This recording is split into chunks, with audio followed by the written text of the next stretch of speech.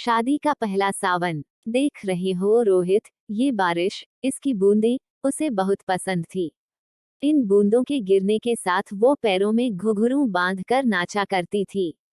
इतनी खूबसूरत लगती थी वो कि उसके सामने मोर भी फीके पड़ जाते थे। उसे बारिश बहुत पसंद थी और आज भी पसंद होगी। आज इस बारिश के साथ उठने वाली मिट्टी की खुशबू फिर से उन दिनों में ले जाकर मुझे छोड़ आई है, जब हम बरसात के मौसम पर सड़क पर यूं ही घूमते हुए घर आते थे। ये बारिश भी बड़ी अजीब है। लोगों के लिए पानी है और मेरे लिए बरसते इश्क की कहानी है। पहाड़ी के पीछे जो वो ढाबा है जहां मैं चाय पीने जाता हूँ, वहां की चाय उसे बहुत पसंद थी। हम हर बरसात में कॉलेज से लौटते वक्त वहां की चाय जरूर पीते थे। चाय वैसे भी उसे बहुत पसंद थी। मई जून की दोपहरी में भी वो चाय पीना पसंद करती थी और जब मैं मना करता था तो बड़ी नजाकत से कहती थी, जनाब, आपके लिए सिर्फ चाय होगी, मेरे लिए तो इश्क है। फिर मैं कहता था कि जब चाय से इश्क है तो मैं क्या हूँ? तो वो कहती थी, तुम और मैं तो एक हैं, तो मेरी पसंद तुम्हारी भी पसंद है। और ये बोलकर हंसने लगती थी, जानते हो, क्योंकि चाय मुझे कभी पसंद नहीं थी और ये बात वो जानती थी। हाँ, कभी कहा नहीं मैंने उससे, लेकिन उसे पता चल गया था। तुम्हें पता है, जिस दिन हमारी शादी तय हुई उस दिन भी ये बादल ऐसे ही जोर से बरस रहे थे। हमारे साथ इन्होंने भी उस खुशी को महसूस किया था। ये भी हमारी खुशी में मेरी नैना की तरह झूम कर नाचे थे।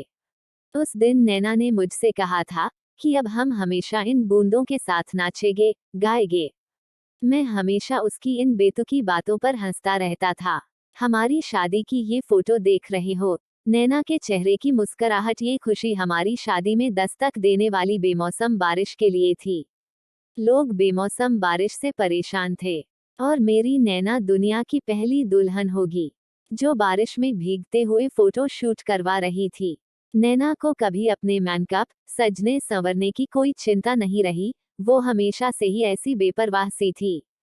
रोहित सर, वो फोटो तो नहीं है इस एल्बम में। अंशुल, नैना बारिश वाली फोटो का एक अगल एल्बम रखना चाहती थी। उसके लिए अलग एल्बम भी बनवाई थी। शादी के बाद 15 दिन बाद ही मुझे अपनी ड्यूटी पर वापस जम्मू जाना पड़ा। जब यह बात नैना को पता चली तो वो मुझसे बोली कि तुम फौजियों का काम छुट्टी के मामले में बड़ा खराब है। लेकिन ठीक है, जाओ जल्दी आना। सबको बता दो कि तुम्हारे साथ रहने की बरसात में मैंने बुकिंग कर ली है। तो अपनी बारिश तुम यही बिताना मेरे साथ। शादी के पहले सावन में मुझे तुम्हारी छुट्टियां गिफ्ट में चाहिए। मैंने मुस्कुराते हुए कहा था, आपका हुक्म सर, आंखों पर। तो वो हंसने लगी थी। जब मैं वापस जा रहा था तो उसने अपनी आंखों में बिखरी नमी को छुपा लिया था। उसकी आंखों से एक आंसू ना गिरा। फिर मानसून आया और जम्मू में बाढ़ आ गई और मेरी छुट्टियां कैंसल हो गई। जब नैना को यह बात पता चली तो बहुत निराश हुई थी वो। उसे मेरे बिना सब कुछ अधूरा ही लगता था, लेकिन मैं क्या कर सकता था, नहीं आ पाया। मैं बाढ़ में फंसे लोगों की जान बचा रहा था। अपनी नैना को उसका मनचाहा सावन ना दे पाया, उसका गिफ्ट उसे नहीं दे पाया। फिर एक हफ्ते बाद पता चला कि नैना बाहर गई थी। लैंडस्लाइड हुआ और नैना अपनी कार के साथ नदी में जा गिरी। 2 दिन बाद उसकी लाश मिली। उस दिन ऐसा लगा जैसे मैं मर गया। तब आया था मैं इस जगह जब मेरी नैना मुझे छोड़कर जा चुकी थी। तब मैं यहाँ से उसकी यादें समेटकर अपने साथ ले गया था। तब से हिम्मत नहीं हुई यहाँ आने की। अब 5 सालों बाद मेरी पोस्टिंग यहाँ हुई तो बहुत हिम्मत जुटाकर आया हूँ। लेकिन ऐसा लग रहा है कि मेरी नैना मेरे यहाँ आने से बहुत खुश है।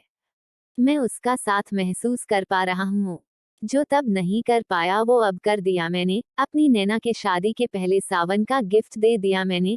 अब हम साथ उस पहाड़ी तक घूमने जाएंगे। उस ढाबे की चाय भी पीने हम साथ जाएंगे। अब हम दोनों अपना हर सावन एक साथ यही मनाएंगे।